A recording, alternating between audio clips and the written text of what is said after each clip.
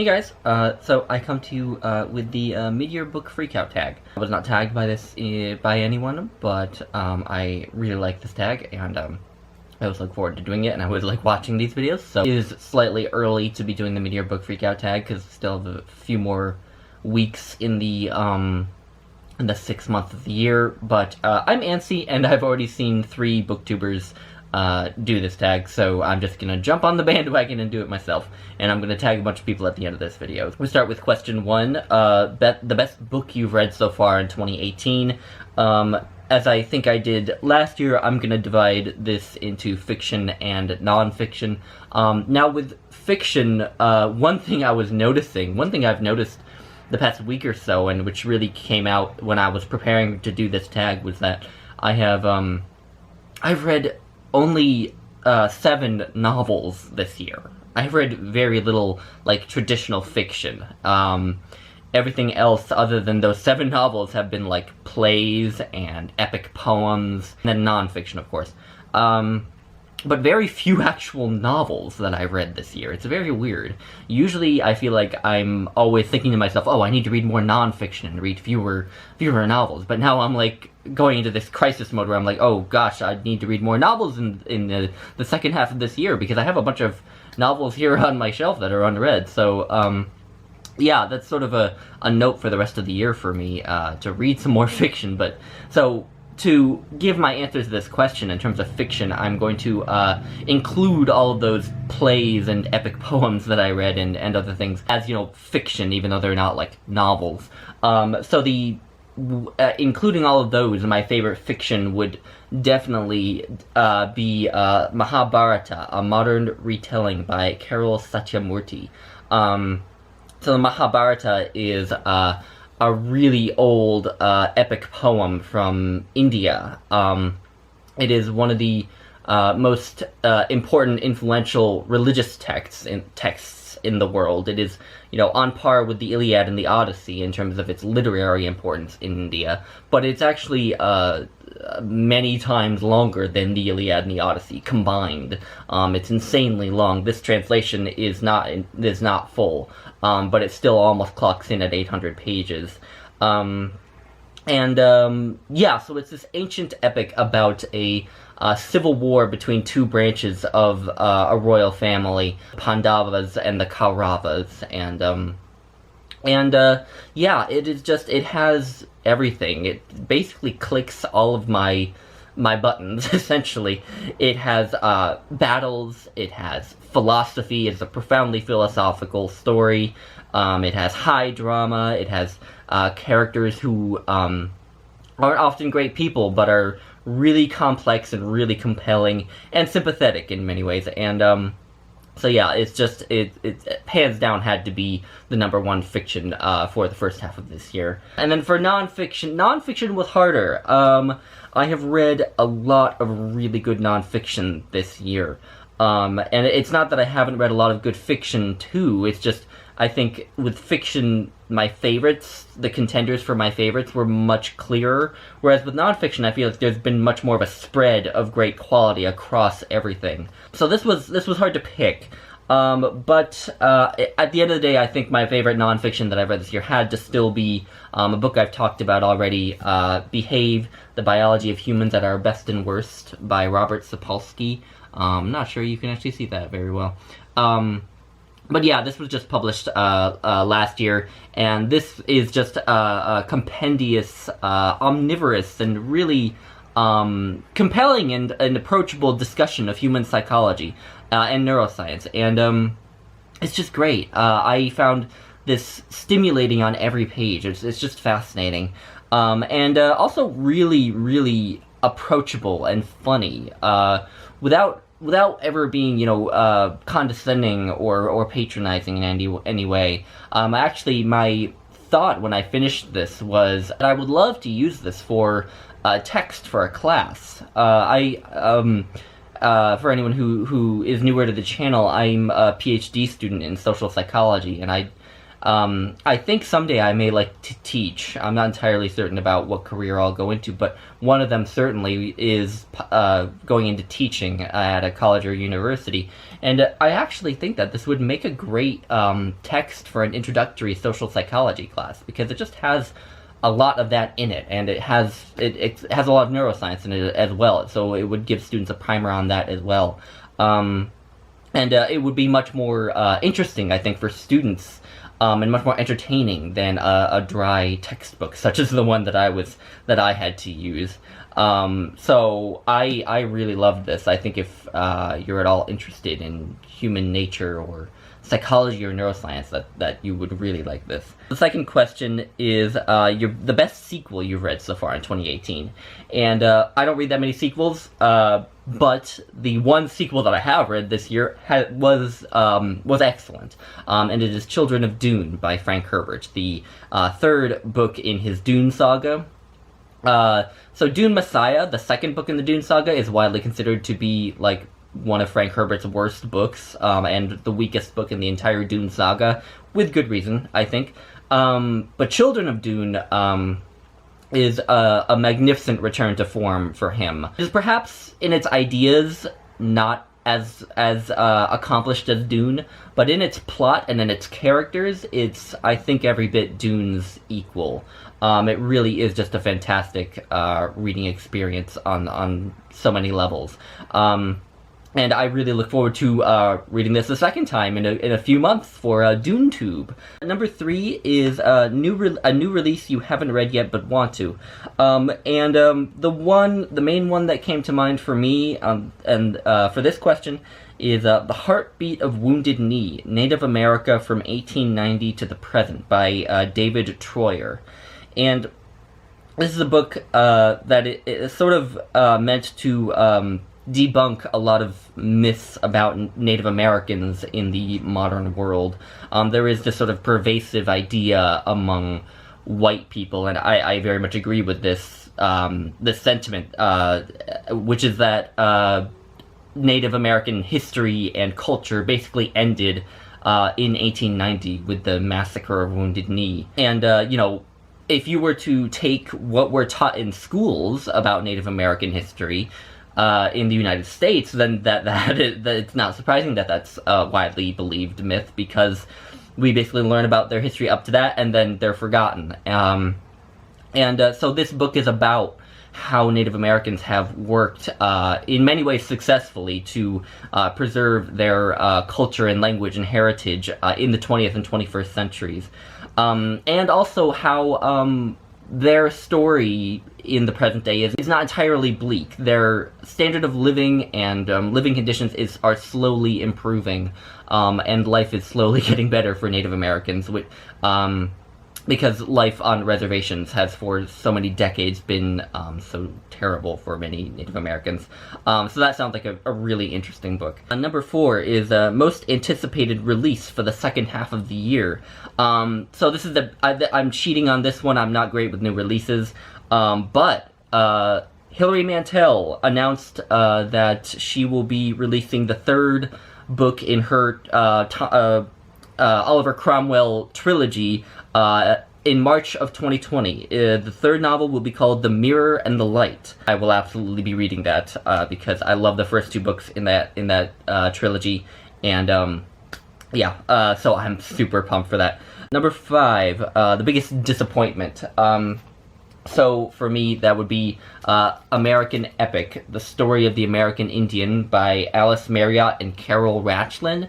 So this is a book published back in the 1960s, and it purports to tell the story of Native Americans from before the coming of white people to the Americas, and all the way to their final subjugation by whites, and with a focus on the Native Americans in the United States.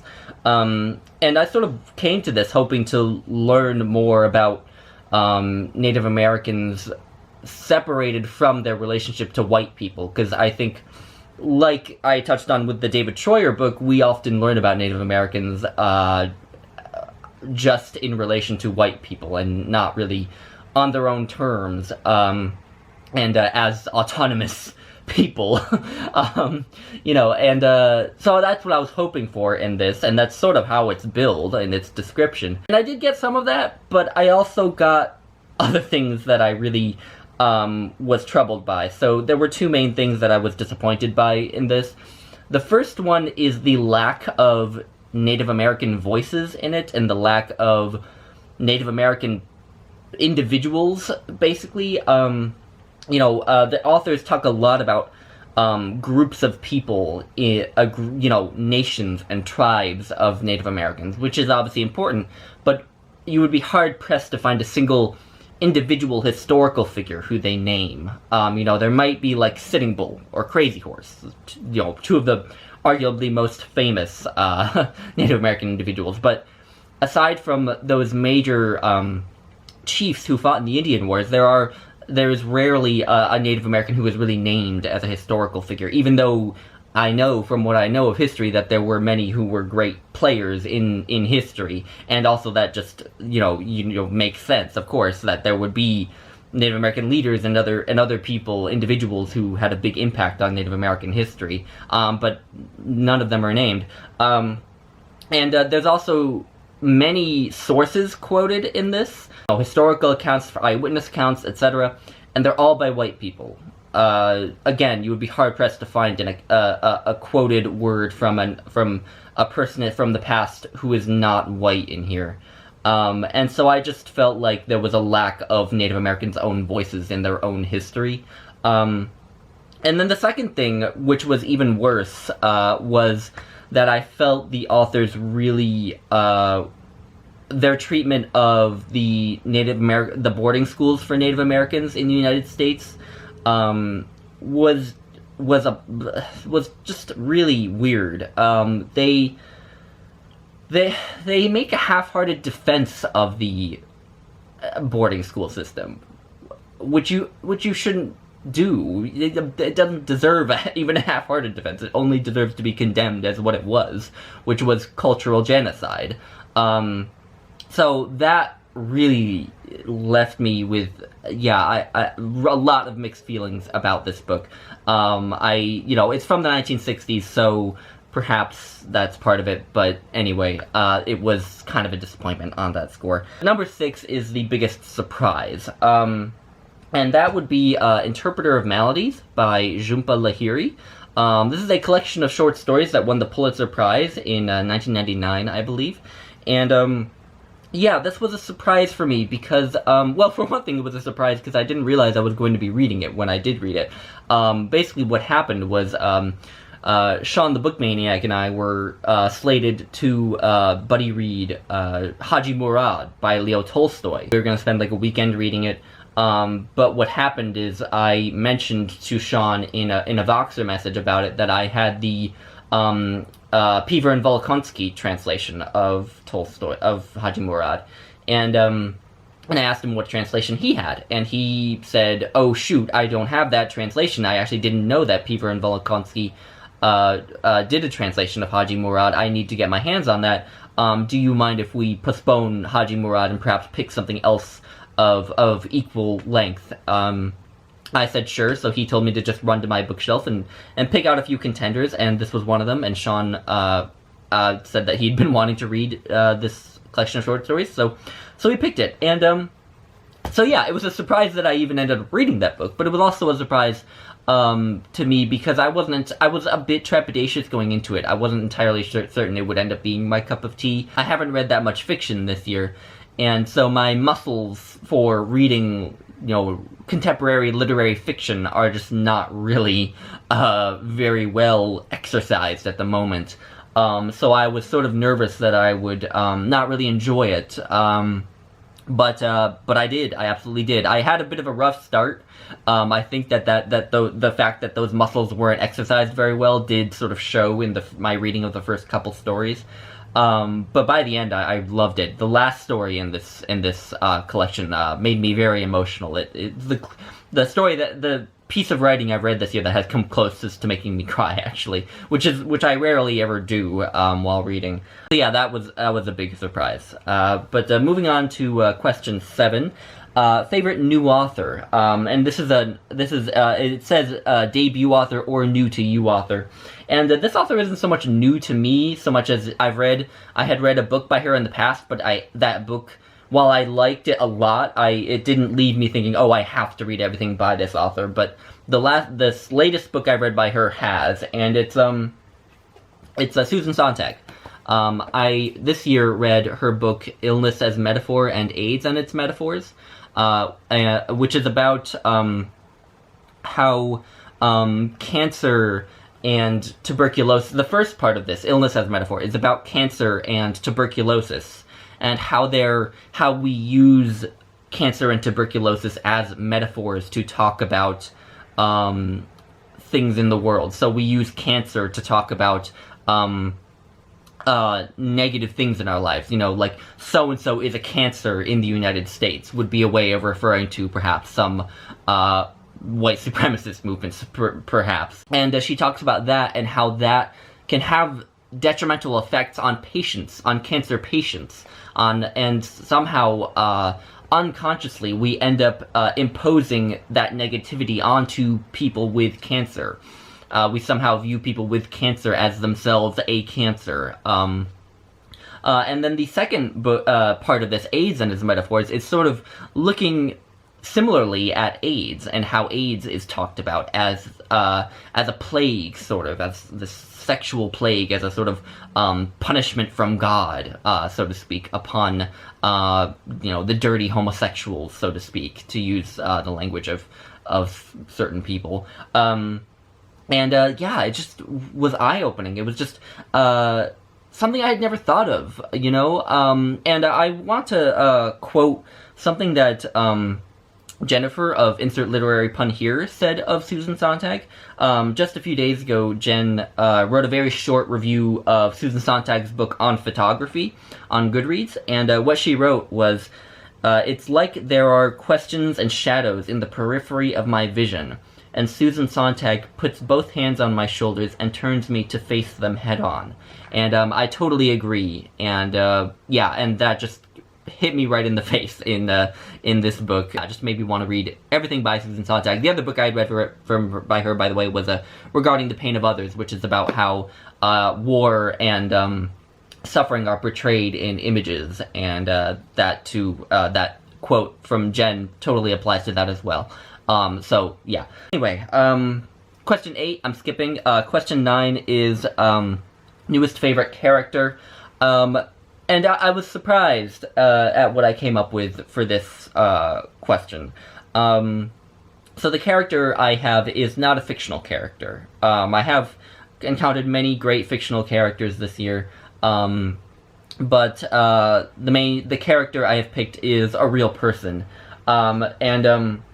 it connects to a book I've recently read. So I just recently finished The War for Gaul by Julius Caesar. This is a new translation of Julius Caesar's commentaries on the Gallic Wars. His book, his memoir, essentially, about his subjugation of Gaul, which is modern-day France. And the introduction to this volume has a lot about Caesar as a person. Obviously, you learn about Caesar as a person from this book, although you kind of have to read between the lines to find out what he is. And I also read online more about Caesar, and I also read Plutarch's Life of Julius Caesar earlier this year. And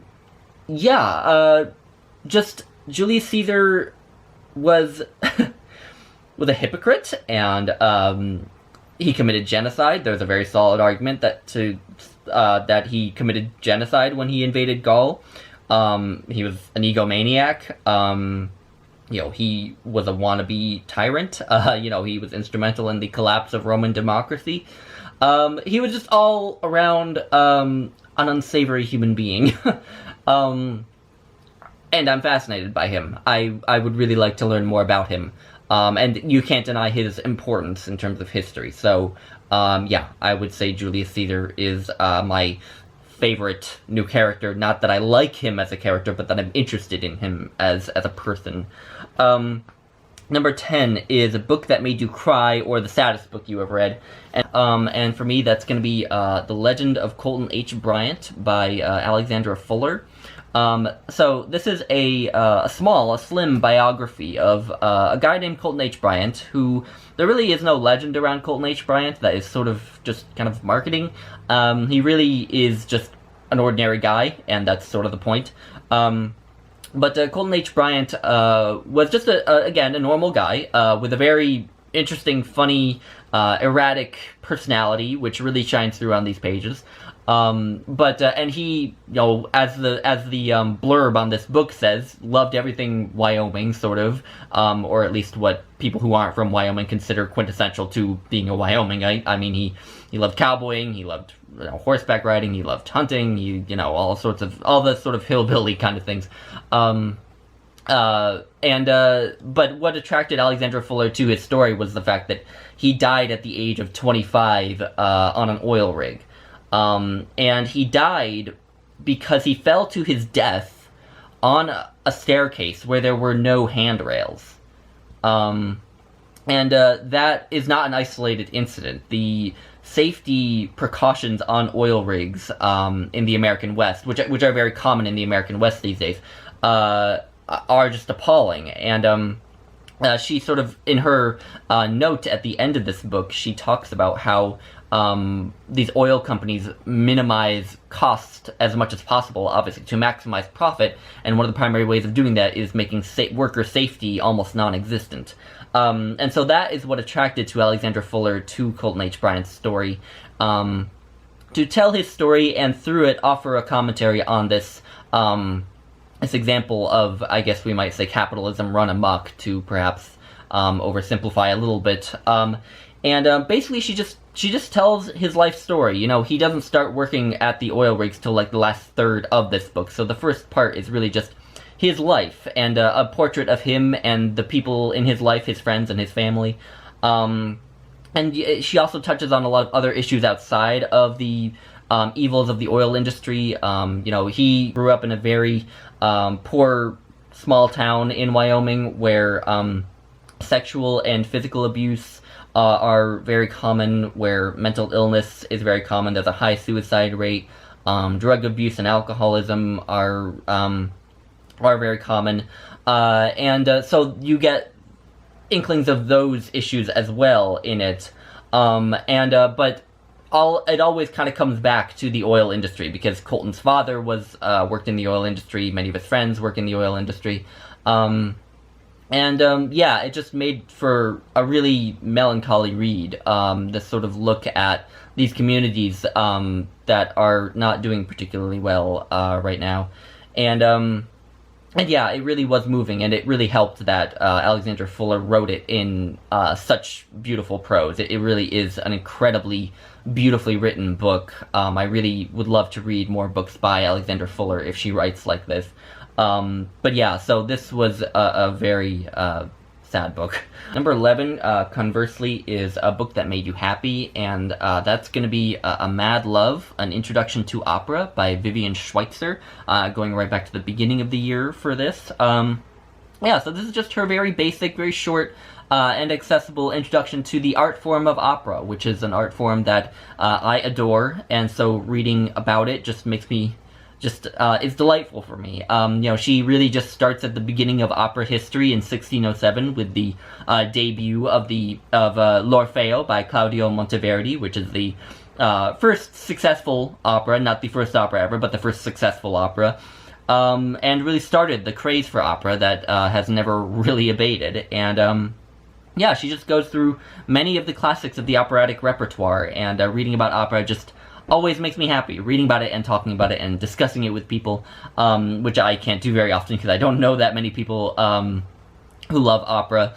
If reading is sort of an uncommon hobby and a bit of a niche hobby, then opera is a very niche hobby. So to be able to read a whole book about it was a lot of fun. Number 12 is your favorite book-to-film adaptation that you saw this year. And sticking with opera, I'm going to cheat. And instead, I haven't really seen any book-to-film adaptations, but I have seen an opera that's based on a very famous book. Eugene Onegin by Pyotr Ilyich Tchaikovsky is his opera adaptation of a book of the same name by Alexander Pushkin. And I haven't read Pushkin ever, but I would like to. But Eugene Onegin is just wonderful. It combines romantic music with a great story, with really human, really three-dimensional characters, really real characters, which is what I love, I think, about Slavic opera, the opera, Czech opera, and Russian opera. The characters are always very real, which is not always the case in Italian opera or French opera, I think. Sometimes the characters in those operas can veer on being sort of stick figure-y. Certainly not always, but more often, I think, than in Slavic opera. And Eugene Onegin was just a fine example of that. And the main character, Tatiana, who is not the main character of Pushkin's book. Pushkin's book is obviously about, Eugene Onegin. And Eugene Onegin does appear as a character in, the opera called Eugene Onegin. But really, he's kind of a side character. It's more about Tatiana, and her development as a woman, and the transformation she undergoes is just incredible. You see her go from this really naive, lovesick young girl to just a sophisticated woman by the end of the opera.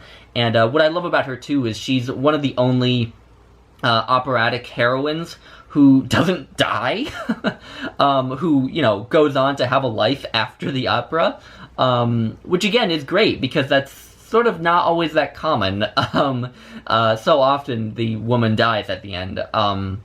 And, you can talk forever about how that speaks to sort of male anxieties about women. But anyway, it was just great to have this opera with a really interesting female lead who didn't also die at the end. Number 13 is a favorite review you've written this year, or the Booktube version of favorite video you've done so far this year. I actually am going to go with the review that I wrote. I wrote a review of Don Quixote on Goodreads, and I'll leave a link to it. And I was just really proud of how I wrote that. I had a lot of fun writing it, and yeah, so just go check it out if you're at all interested in my thoughts on Don Quixote. And number 14 is most beautiful book you've bought so far this year, or received. And I actually haven't, most of the books I've bought haven't been all that aesthetically pleasing. But one that did stand out for me was Roads by Larry McMurtry. This is a memoir of him driving across the highways of America, which I bought it for like $1 at a thrift store, and I bought it because I love road trips, and I actually really love driving on highways for hours, especially when it's through an area of the country like that is super empty, because it just is one of the ways in which I can feel truly alone, which as an intense introvert is a good feeling for me. And I just love riding down roads, with music on, or with a podcast on, or some kind of a lecture on, or something. Yeah, so I really like that cover, even though you might not necessarily argue that it's the most aesthetically pleasing cover ever. And then number 15 is what books do you need to read by the end of the year? I'm not big on TBRs, but I do have a lot of buddy reads actually scheduled for the rest of this year. So I'll just run them down really quickly. I'm going to be reading the rest of the Dune saga for DuneTube, which, I will try to remember to leave the links to all the announcement videos for that down below. If you haven't heard of it, then check those out and join us if you want. In a week, I am going to be buddy reading All the Pretty Horses by Cormac McCarthy with Mark of Words Everywhere. Patrice Jones, a commenter, and I are going to be buddy reading Lincoln, the Biography of a Writer by Fred Kaplan, which will be my first Lincoln biography, which should be very interesting. Next month, I'm also going to be buddy reading The Fifth Season by N.K. Jemisin with Bryant of Bookish. Super looking forward to that. There is, of course, ShakeTube in September. That is going to be happening. Once Jason and I get Steve to tell us what Shakespeare plays he wants to cover, we will be posting announcement videos. But that is going to be happening. Elena Macreeden and I have a few buddy reads scheduled. We're going to be reading The Pharsalia by Lucan, his epic poem about the civil war between Julius Caesar and Pompey. And we're going to be buddy reading The Thebaid by Statius, which is about the Seven Against Thebes, which is also famously told in a play by Aeschylus. I'm going to be buddy reading Psalm 44 by Danilo Kish, a Serbo-Croat writer who Sean the Book Maniac and I have taken a liking to, so we're going to be buddy reading that together. Sean the Book Maniac and I are also supposed to be buddy reading Haji Murad by Leo Tolstoy at some point this year, and also possibly And Quiet Flows the Dawn by Mikhail Sholokhov, although that might be something we put off for next year. And then Britta Bowler and I are also supposed to, at some point, buddy read Ain't I a Woman? Black Women and Feminism by Bell Hooks. And I'm also not sure that that's going to be this year quite, but we'll see. And then also I'm joining in the Poetry for Beginners series with Kelly of Books I'm Not Reading and Brian of Bookish, and Mark of Words With Everywhere, who has joined us as well. And we're reading Walt Whitman this month, so I'll be reading Leaves of Grass, the 1855 edition. And then we're reading a number of other poets as well. I can't remember all of them off the top of my head, but yeah, so I'll be reading poetry with Kelly and Brian and Mark, hopefully. And then lastly, I want to tag a bunch of people because I love this tag and I want to see as many people as possible do it. So first off, I want to tag Sharon Goforth, who is a new booktuber. She just the other day did the Booktube newbie tag, and so I tagged Sharon, and I also want to give her a little shout out and ask you all to go check out her channel because she's wonderful. Just super smart, intelligent discussion, great taste, all the great things you look for in a booktuber. Yeah, so just go check her out. But then after that, I also want to tag Biblioatlas. I want to tag Elena Macredina, Jason of Chapter and Verse, Kelly of Books I'm Not Reading, Lindsay Reads, Brian of Bookish, Alex of What Page Are You On, Mark of Words Everywhere, Mark of Richardson Reads, Paul Kennedy of PK's Books and Stuff, Laura Pora, Marion Ryan, and then I want to tag David Murphy as well. So yeah, none of you feel too pressured, but I would love to see all of your answers. So yeah, anyway, that is the mid-year tag from me. This is going to be an obscenely long video, I think, so, but you're used to that by now. Anyway, yeah, this was a lot of fun, so I hope you all enjoyed. Give me your thoughts, of course, as always, if you have read these books, and I hope you all have had a good reading year so far, and I wish everyone the best in the second half of their year. So, yeah, anyway, thanks for watching, guys. Bye.